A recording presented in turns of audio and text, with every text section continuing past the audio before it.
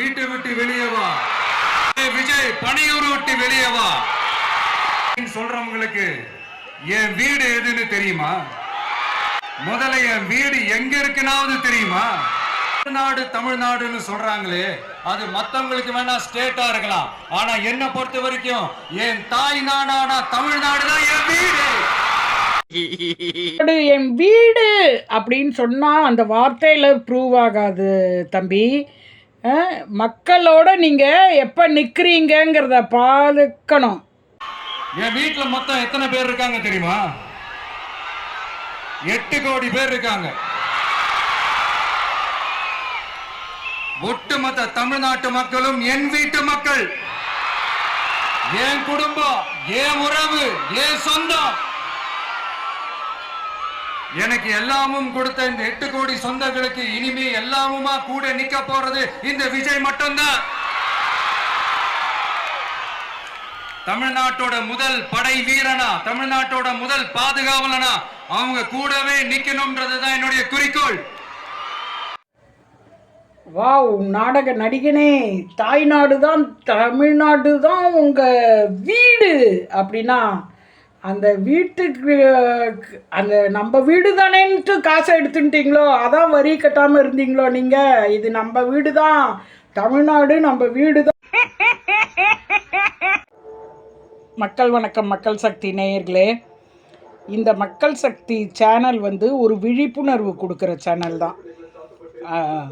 நீங்கள் உங்களுக்கு உள்ள உரிமையை நீங்கள் உங்கள் மைண்டில் யூஸ் பண்ணி நீங்கள் வாக்குறுதி எடுத்து அதை பண்ணுங்கள். மற்றவர்கள் உங்களை வாக்குறுதி கொடுக்கறதுக்கு திணிக்க வேண்டாம். நீங்கள் உங்கள் வாக்குறுதி எடுத்துக்கோங்க. அதே மாதிரி மக்கள் சக்திங்கிறது ஒரு சுயேட்சைக்கு தான், பேக்ரவுண்டே இல்லாத சுயேட்சை தான் அது முன்னுக்கு கொண்டு வர பார்க்கும். அதே மாதிரி நலிந்த பெண்கள், இவர்களுக்காக உற்சாகம் இழந்த பெண்கள், இவர்களுக்காகலாம் பேசி நல்ல வீடியோஸ் போட்டு மக்கள் சக்தி சேனல் வளர்ந்து கொண்டு இருக்கிறது. இந்த மக்கள் சக்தி சேனலில் நான் எந்த கட்சிக்கும் சப்போர்ட் இல்லை, எதிரி இல்லை. உண்மைகளை கொண்டு வரும் சக்தி இது மக்கள் சக்தி. சொல்வதெல்லாம் உண்மை, மக்கள் சக்தியில் சொல்வதெல்லாம் உண்மை. வாங்க பார்ப்போம். இன்னைக்கு இந்த சேலம் மாநாடில் மேடையில் திரையில் நடிப்பவர் மேடையில் நடித்ததை இங்கே நான் சொல்லி காட்டுறேன்.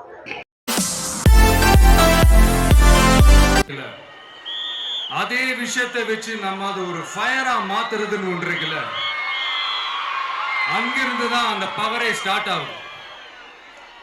அப்படிப்பட்ட அந்த உண்மையான அந்த பவரை சொல்ற அந்த பாயிண்ட்ல இருந்து ஆரம்பிக்கலாமா? வீட்டை விட்டு வெளியே வா.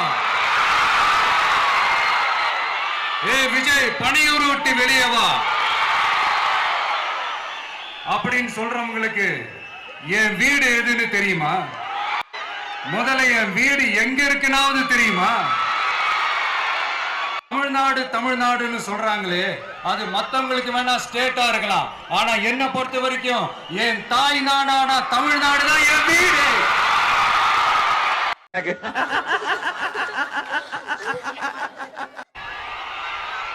8 கோடி பேர் இருக்காங்க. ஒட்டுமொத்த தமிழ்நாட்டு மக்களும் என் வீட்டு மக்கள், என் குடும்பம், என் உறவு, என் சொந்தம். எனக்கு எல்லாமும் கொடுத்த இந்த 8 கோடி சொந்தங்களுக்கு இனிமே எல்லாமுமா கூட நிக்க போறது இந்த விஜய் மட்டும்தான். தமிழ்நாட்டோட முதல் படை வீரனா, தமிழ்நாட்டோட முதல் பாதுகாவலனா அவங்க கூடவே நிக்கணும்ன்றதுதான் என்னுடைய குறிக்கோள்.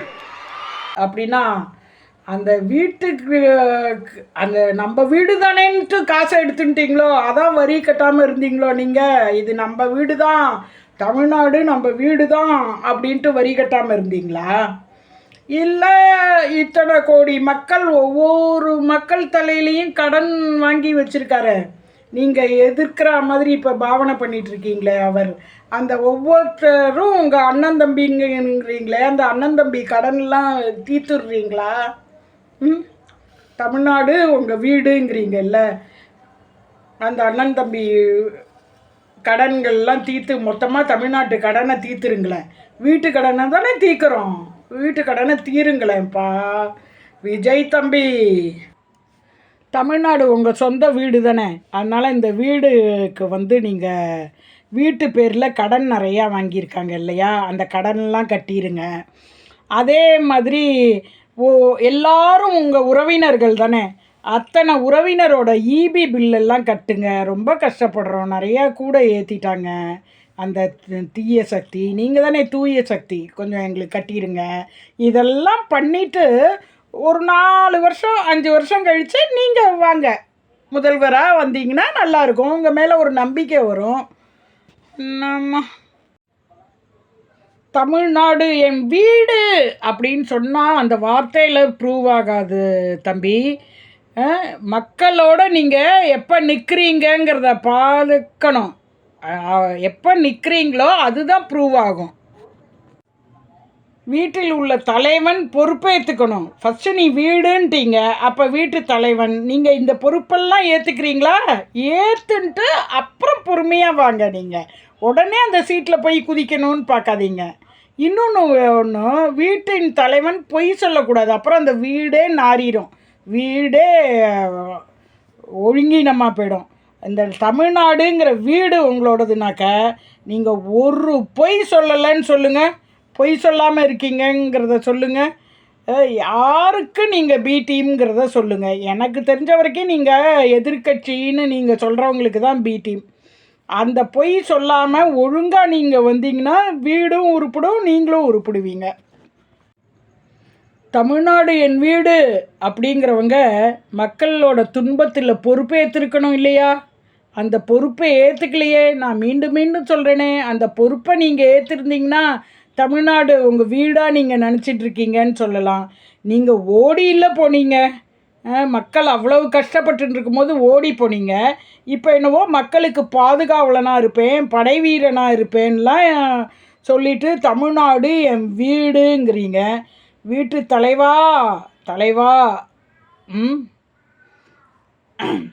உங்களுடைய ரிப்போர்ட்டை காட்டுங்க.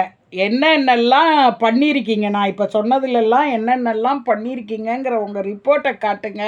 உங்கள் வீட்டுக்கு என்னெல்லாம் பண்ணியிருக்கீங்கன்னு காட்டுங்க. அப்புறம் நீங்கள் சேரை தேடி போய் உட்காரலாம்.